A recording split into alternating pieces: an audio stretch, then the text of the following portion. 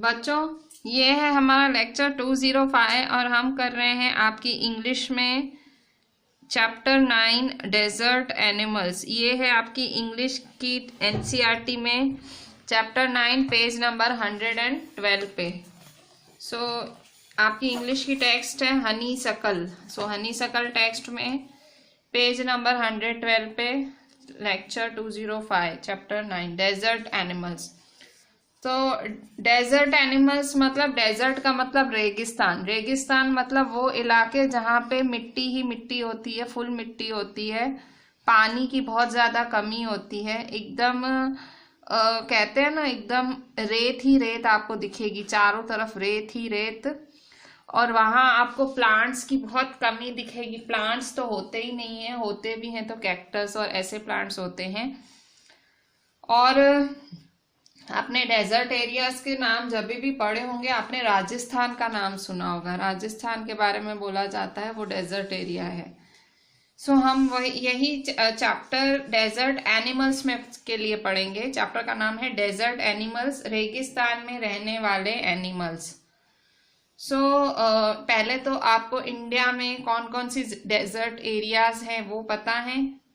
आपको दुनिया में कौन कौन सी डेजर्ट एरियाज हैं वो पता है। आपको क्या लगता है इन एरियाज में कौन रहता होगा?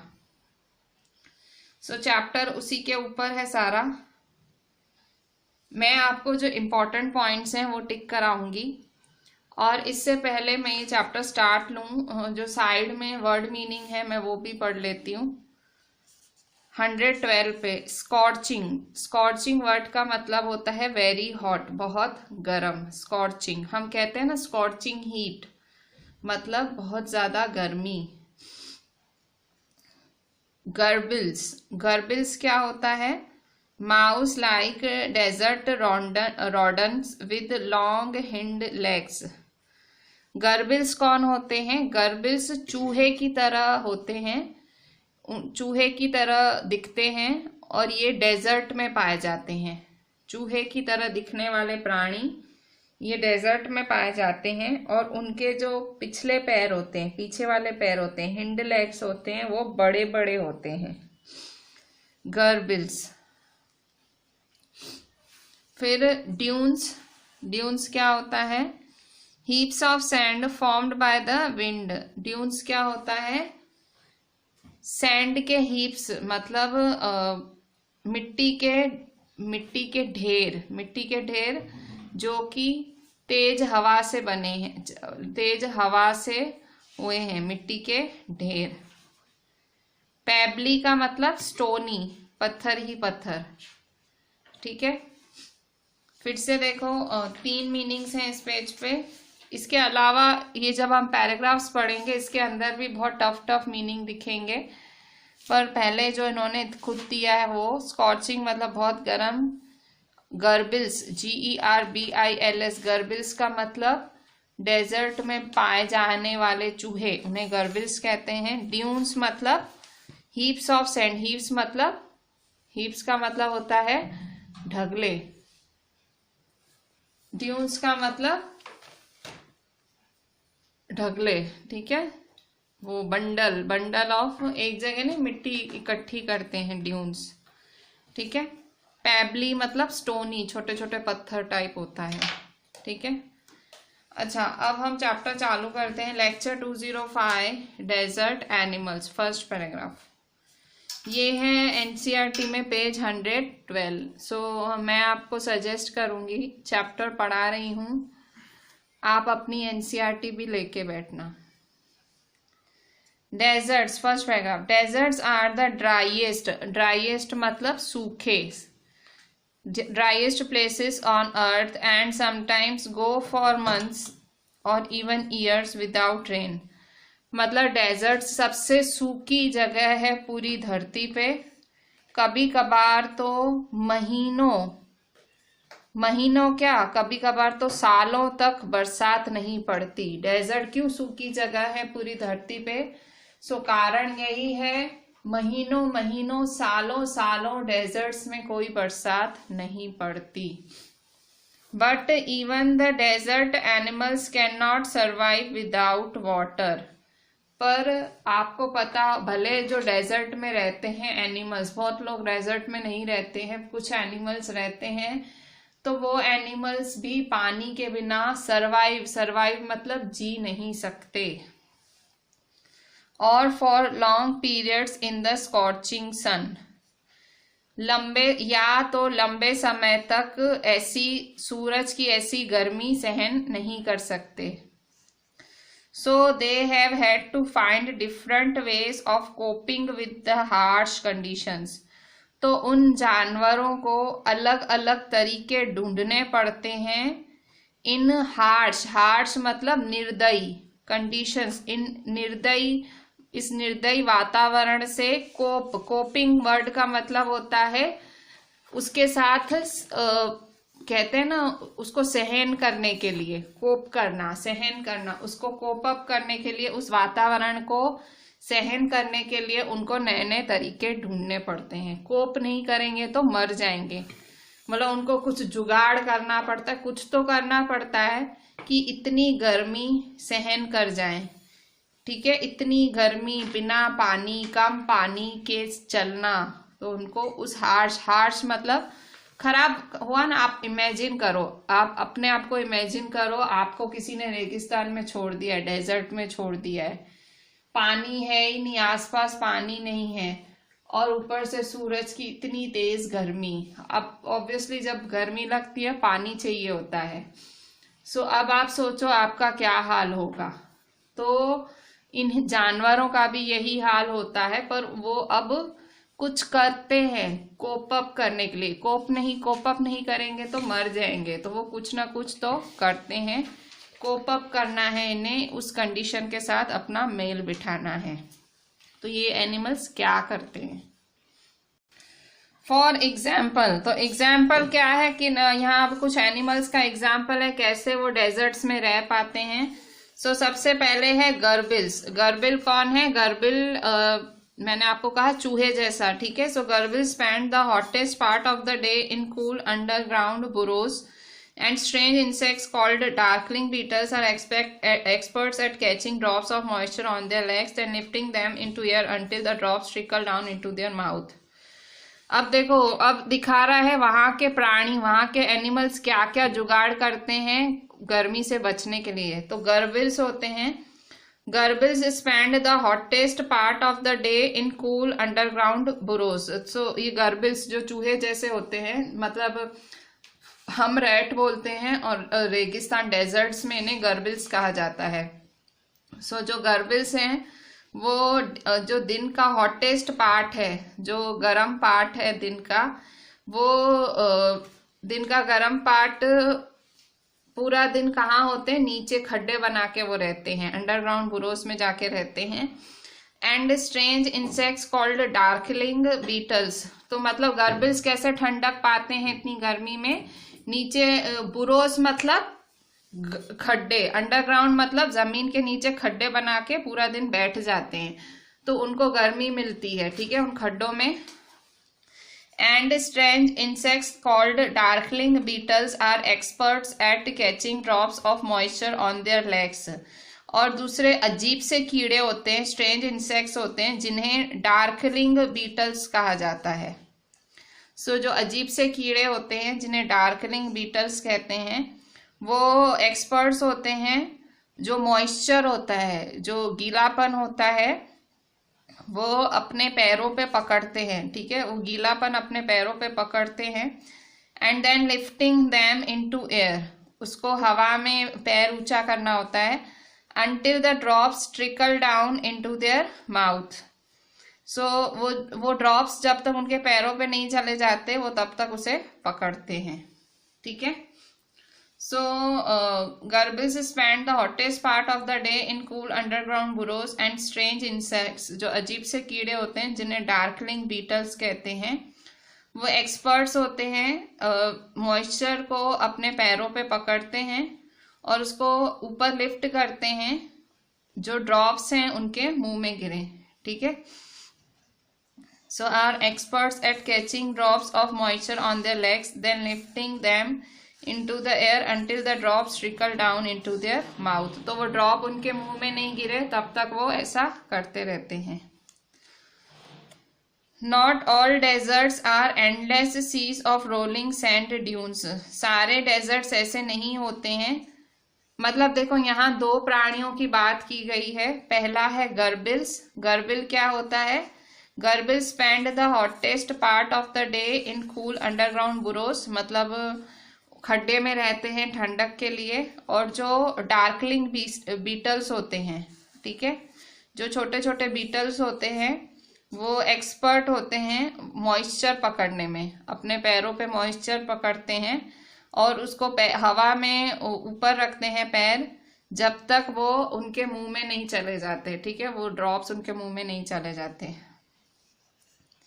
सो not all deserts are endless seas of rolling sand dunes. So सारे डेजर्ट ऐसे नहीं होते हैं भाई, सारे डेजर्ट पूरा मिट्टी के ढेर नहीं होते हैं, ठीक है। Not all deserts are endless seas of rolling sand dunes. So some are rocky और pebbly and dotted with small bushes. सारे डेजर्ट्स ऐसे मिट्टी के ढेर नहीं होते हैं। सम आर रॉकी, कुछ रॉक्स जैसे होते हैं, कुछ पेबली छोटे छोटे पत्थर होते हैं, and dotted with small bushes. So कुछों में एकदम थोड़े से ऐसे थोड़े हल्के से प्लांट्स उगते हैं, बुशेस मतलब थोड़े थोड़े plants. while others are sprinkled with colorful flowers during the spring। और कईयों में जब स्प्रिंग सीजन आती है, वसंत ऋतु आती है, तब फ्लावर भी उगते हैं। मतलब आप ऐसे मत सोचो कि सारे डेजर्ट हैं तो एकदम मिट्टी ही मिट्टी, रेती ही रेती होगी। सारे ऐसे नहीं होते हैं। Not all deserts are endless seas of rolling sand dunes. मतलब सारे डेजर्ट्स ऐसे नहीं होते हैं कि भाई मिट्टी के ढेर ही ढेर, मिट्टी के वो ढेर ही ढेर होते हैं, ऐसे नहीं होता है। Are not all deserts are endless seas of rolling sand dunes. Some are rocky, कहीं पे रॉक्स होते हैं, मतलब चट्टानों के टुकड़े होते हैं। कई पैबली होते हैं, पैबली का मतलब छोटे छोटे कंकर टाइप। एंड डॉटेड विथ, मतलब अलग अलग तरह के डेजर्ट्स के भी तरीके प्रकार होते हैं। सो एक डेजर्ट होते हैं बिल्कुल पत्थर ही पत्थर, कुछ होते हैं पैबली, कुछ होते हैं छोटे छोटे पेड़, छोटे छोटे ऐसे। while others are sprinkled with colorful flowers during the spring, ठीक है। सो कईयों में ऐसे कलरफुल फ्लावर्स लगते हैं स्प्रिंग में। So there are more than 2300 different kinds of snakes around the world. So अभी आप देखो तो दुनिया में 2300 different kinds of snakes around the world है। मतलब there are more than 2300 different kinds of snakes around the world. 2300 से भी ज्यादा प्रजातियां हैं स्नेक्स की पूरी दुनिया में। 2300 से भी ज्यादा प्रजातियां हैं दुनिया में, ranging from just 15 centimetres long to more than 11 metres. So just मतलब कहाँ से कहाँ तक? 15 सेंटीमीटर से लेके 11 मीटर्स तक हैं। 2300 टाइप्स ऑफ स्नेक्स हैं, 2300 डिफरेंट टाइप्स ऑफ स्नेक्स हैं। हाइट कहाँ से है? 15 सेंटीमीटर से 11 मीटर्स तक की हाइट होती है। Most snakes are quite harmless. ज्यादातर जो स्नेक्स होते हैं वो कुछ नुकसान नहीं पहुंचाते। अच्छा, स्नेक्स की खासियत होती है, आप जब तक उसको खतरा नहीं दिखेगा आपसे, तब तक वो आपको डंक नहीं मारेगा। पर आपसे अगर खतरा दिखेगा ना, वो तुरंत डंक मार देगा। सो स्नेक्स भी मतलब उल्टा, स्नेक्स के लिए ऐसे बोला जाता है कि इंसान उस लकड़ी लेके तैयार ही होता है उसको मारने के लिए। हम सोचते हैं स्नेक दिखा ना मारो, पर ऐसा नहीं होता है। हार्मलेस होते हैं, मतलब ज्यादातर हार्मलेस होते हैं और नुकसान नहीं पहुंचाते। So most snakes are quite harmless, but there are a few that are so poisonous they can kill a human being with just one bite, ठीक है। So कुछ ऐसे होते हैं जो इतने ज़्यादा पॉइजनस होते हैं कि वो किसी इंसान को किल कर दें एक ही बाइट से, ठीक है। कुछ तो इतने खतरनाक होते हैं, कुछ बिल्कुल फ्यू, बहुत कम ऐसे होते हैं कि इतने ज्यादा पॉइजनस का मतलब जहरीले होते हैं, किसी भी इंसान को जस्ट एक बाइट मतलब उनके एक डंक से मार सकते हैं। Most snakes lay eggs but there are many which give birth to their young. Snakes अंडे भी देते हैं, स्नेक्स बहुत सारे अंडे देते हैं, बट बहुत सारे ऐसे हैं जो बच्चे भी पैदा करते हैं। ठीक है, अंडे भी देते हैं और बच्चे भी पैदा करते हैं। In the dry rocky deserts of America lives a rather evil looking snake with a very bad reputation. Its frightening rattle can be heard as far as 30 metres away and it can strike with lightning speed. ये जो side में photo बना हुआ है, ये एक बहुत ही मतलब इविल लुकिंग, बहुत ही बुरा दिखता है ये स्नेक, डेंजर दिखता है। इसकी रेप्यूटेशन भी बहुत खराब है, रेप्यूटेशन इसका नाम भी बहुत खराब है। मतलब लोग कहते हैं कि ये स्नेक इतना डरावना है कि इसकी आवाज आपको 30 मीटर की दूरी तक भी सुनाई दे, और वो हमला करता है तो लाइटनिंग स्पीड, मतलब एकदम जैसे वो लाइटनिंग मतलब एक आंधी की स्पीड से हमला कर देता है। ठीक है, so in the dry rocky deserts of America, ठीक है, सूखे रॉकी डेजर्ट्स हैं अमेरिका के, lives a rather evil looking snake with a very bad reputation. ठीक है, सो ऐसे जो ड्राई रॉकी डेजर्ट्स हैं अमेरिका के, वहां पे बहुत बुरे दिखने वाले स्नेक हैं जिनकी रेप्यूटेशन बहुत खराब है। सो उसकी जो आवाज है आपको 30 मीटर की दूरी पर भी सुनाई देगी, और वो आप पे हमला करेगा एक आंधी, ठीक है, एक लाइटनिंग स्पीड पे आप पे हमला करेगा। सो ये है अमेरिका का वो स्नेक जो डेजर्ट्स में रहता है, डेजर्ट्स में पाया जाता है। Third, but the rattlesnake or rattler as it is sometimes called prefers to avoid people if it possibly can। अच्छा, एक स्नेक का नाम है रेटल स्नेक, जिसे रेटलर भी कहा जाता है। सो ये जो स्नेक है, ये जो रेटल स्नेक है या रेटलर है, इसको ये अवॉइड करता है लोगों को, उसको लोग पसंद ही नहीं है, लोगों के आजू बाजू आता ही नहीं है, वो बाहर निकलता ही नहीं है। सो रेटल स्नेक या रेटलर उसको prefers to avoid people if it possibly can, मतलब कोशिश करता है कि लोगों से मेरा सामना हो ही नहीं। It holds its tails upright and rattles the end whenever it is disturbed in the hope that the intruder will go away। ये क्या करता है?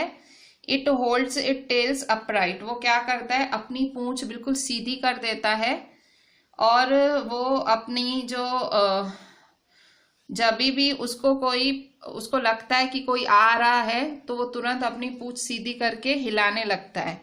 इसका मतलब क्या है कि भाई जो भी आया है वो चले जाओ, मतलब उसको नहीं पसंद है किसी को फेस करना भी हो, तो फिर हैरान करोगे तो बाइट करेगा, पर ये रेटल स्नेक कोशिश करता है कि अगला चला जाए, जो भी आ रहा है डिस्टर्ब करने इंसान या आजू बाजू से गुजर भी रहा है बिल्कुल निकल जाए, तो वो सीधी करके पूंछ हिलाने लगता है। However, if its warnings are ignored and it feels threatened, it will coil ready to bite। पर अगर वो वार्निंग देता है, अपनी पूंछ सीधी करके ऐसे हिलाता है कि भाई निकल जाओ मेरे को डिस्टर्ब मत करो, पर फिर अगर तुम उसकी वार्निंग इग्नोर करोगे रेटल स्नेक की, उसकी मतलब वो आपको वार्न कर रहा है कि भाई निकल जाओ वरना मैं काट खाऊंगा, तो आप उसकी वार्निंग अगर उसकी वार्निंग इग्नोर करोगे, ये पॉइजनस होता है, ठीक है। सो उसकी आप वार्निंग इग्नोर कर दोगे, उसकी इग्नोर कर दोगे, उसकी आवाज इग्नोर, वो आवाज भी करेगा, आप इग्नोर कर दोगे तो वो क्या है, वो एकदम आपको बाइट करने के लिए कूदेगा। मतलब वो पहले वार्न करता है, आवाजें निकालता है, पूंछ हिलाता है। But the rattler itself can not hear the noise its own tails makes. उसकी जो पूंछ आवाज करती है रेटल्स ने खुद नहीं सुन सकता है, हम सुन सकते हैं, उसकी जो पूंछ की आवाज है वो हम सुन सकते हैं, पर खुद नहीं सुन सकता है। Like most snakes it hears things through vibrations in the ground. खाली जो चीजों का वाइब्रेशन होता है ग्राउंड पे वो वही सुन सकता है, वो मतलब खुद की टेल की आवाज नहीं सुन सकता क्योंकि वो हवा में होती है, जो जमीन से अड़के, जो जमीन से वाइब्रेशन होता है चीजों का, वो वही सुन सकता है। If a person walks near by the snake can feel the movement. अगर आप स्नेक के आजू बाजू चल रहे हो तो वो आपका मूवमेंट फील करेगा, ठीक है। अगर आप स्नेक के आजू बाजू चल रहे हो तो आप उसका, if a person walks near by the snake, अगर आप स्नेक के आजू बाजू चल रहे हो तो वो आपका मूवमेंट फील कर सकता है। But if the same person were to shout, अगर यही इंसान चिल्लाएगा, it would not hear a thing. मतलब अगर उसके सामने वॉक करोगे ना तो स्नेक को आपका मूवमेंट सुनाई देगा। क्यों? देखो जैसे ये यहाँ देखो स्नेक पड़ा है, यहाँ देखो, सपोज ये स्नेक है, ठीक है, ये स्नेक है और मैं ऐसे आ रही हूं, तो ये मेरी जो थप थप हो रही है ना, तो ये उसको सुनाई दे रही है, ठीक है, ऐसे थप थप। पर अब मैं खाली खड़ी हूं और मैं चिल्लाए जा रही हूँ, एक जगह खड़ी हूँ और चिल्ला रही हूँ, तो उसको वो आवाज नहीं सुनाई देगी। क्यों? क्योंकि इसको वाइब्रेशंस की ही आवाज सुनाई देती है। मतलब धरती से आ रही वाइब्रेशन की ही आवाज सुनाई दे रही है, पर वो आप चिल्लाओ भी तो वो नहीं सुनेगा। वो आपके कदम, मतलब वो धरती वाइब्रेट होती है ना, उसको वो सुनाई देता है। So rattle snakes are very common and wide spread animals. तो ये रेटल स्नेक्स तो बहुत ज्यादा पाए जाते हैं, कॉमन है। Living right across the American continent from Canada to Argentina. So ये कहाँ से कहाँ रहते हैं? ये रहते हैं कैनेडा से अर्जेंटीना तक, ठीक है। So rattlesnakes are very common and widespread animals living right across the American continent from Canada to Argentina, ठीक है। So rattlesnakes जो हैं वो बहुत कॉमन होते हैं और बहुत ही वाइडस्प्रेड एनिमल्स होते हैं। तो वो कनाडा से अर्जेंटीना तक रहते हैं, ठीक है। They feed on a variety of prey including mice, voles, rats, chipmunks and many other small animals, ठीक है।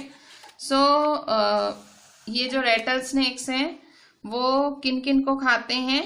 They feed on a variety of prey including mice, voles, rat, chipmunks. अच्छा, mice मतलब चूहे, रैट्स भी चूहे ही होते हैं, ठीक है, ये चूहे ही होते हैं। माइस, रैट चूहों के लिए यूज किया जाता है। वोल्स और चिपमंक्स कौन है?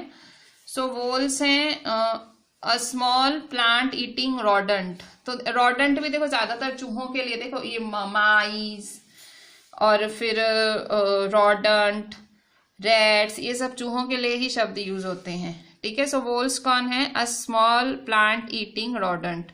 सो छोटे छोटे प्लांट ईटिंग रॉडेंट्स होते हैं, उन्हें वोल्स कहते हैं। चिपमंक्स कौन है? Small ground squirrels having light and dark stripes. So छोटे छोटे स्क्वायरल्स होते हैं जिनके शरीर पे लाइट और डार्क स्ट्राइप्स होते हैं। सो वोल्स और चिपमंक्स, वोल्स और chipmunks. So they feed on a variety of prey including mice, voles, rats, chipmunks. So ये लोग they feed on a variety of prey, मतलब बहुत सारे जो क्या खाते हैं snakes? Mice, voles, rats, chipmunks and many other. So voles क्या, चिपमंक्स स्क्वायरल जैसे होते हैं, वो खिसकोली नहीं बोलते हो तुम लोग गुजराती में? सो जिसको हम कहते हैं कि रामचंद्र जी ने ऐसे अपना हाथ किया था तो उस पे 3 पट्टे आ गए थे। सो स्क्वायरल होती है। और फिर voles a small plant eating rodent. So ये खाते हैं, रेटल स्नेक्स इन सब को खाते हैं। फीड करना मतलब खाना, प्रे मतलब शिकार, ये इनके शिकार होते हैं। स्मॉल एनिमल्स, ये ऐसे छोटे छोटे एनिमल्स को खाते हैं। Rattle snakes kill their prey with venom. So ये रेटल स्नेक्स, ये जो रेटल स्नेक्स होते हैं, मतलब स्नेक्स का टाइप है रेटल स्नेक। जैसे ऊपर हमने कौन से स्नेक्स पढ़े? ऊपर हमने पढ़े अमेरिका में पाए जाने वाले स्नेक्स, ठीक है। उन्होंने खाली लिखा था ये अमेरिका में पाए जाते हैं, और ये पूरा पैराग्राफ रेटल स्नेक्स पे है, ठीक है। रेटल स्नेक्स मतलब वो आवाज करते हैं, अपनी टेल से आवाज होती है, इनकी ऐसी आवाज होती है, उसे रेटल स्नेक्स कहा जाता है, ठीक है। सो वेनम क्या होता है? सो वेनम जो वेनम होता है रेटल स्नेक्स में ही होता है। सो मतलब वो एक वो होता है, उनका जहर बोल सकते हो, ठीक है। सो वो अपने जहर से ही मार देते हैं, अपनी बाइट से ही। Like all snakes they swallow the unfortunate animals whole. और काफ़ी स्नेक्स की तरह वो एनिमल्स को पूरा खा ही जाते हैं। Few snakes have to eat more than once a week and some such as the larger pythons can for a year or more without eating। कुछ स्नेक्स को एक हफ्ते में एक चीज खानी पड़ती है जिंदा रहने के लिए, पर पाइथन है, पाइथन एक साल कुछ ना खाए तो वो जिंदा रह सकता है, ठीक है। दे स्वेलो द अनफॉर्चुनेट, स्वेलो मतलब निगल जाते हैं, ठीक है, पूरा का पूरा निगल जाते हैं। रेटल स्नेक्स पूरा का पूरा निगल जाते हैं प्राणी को। Few snakes have to eat more than once a week. कुछ स्नेक्स को तो एक हफ्ते में have to eat more than once a week, एक हफ्ते से ज्यादा उन्हें खाना पड़ता है। Few snakes have to eat more than once a week मतलब एक हफ्ते से ज्यादा खाना पड़ता है। And some such as the larger pythons can survive for a year or more without eating, ठीक है। और जो बड़े बड़े पाइथॉन्स हैं, लार्जर पाइथॉन्स हैं, वो सरवाइव कर सकते हैं एक साल तक बिना खाए भी, ठीक है, बिना खाए भी वो एक साल तक आराम से सरवाइव कर सकते हैं, ठीक है। So rattle snakes kill their prey with venom. जो रेटल स्नेक्स होते हैं वो अपने जहर से ही मार देते हैं।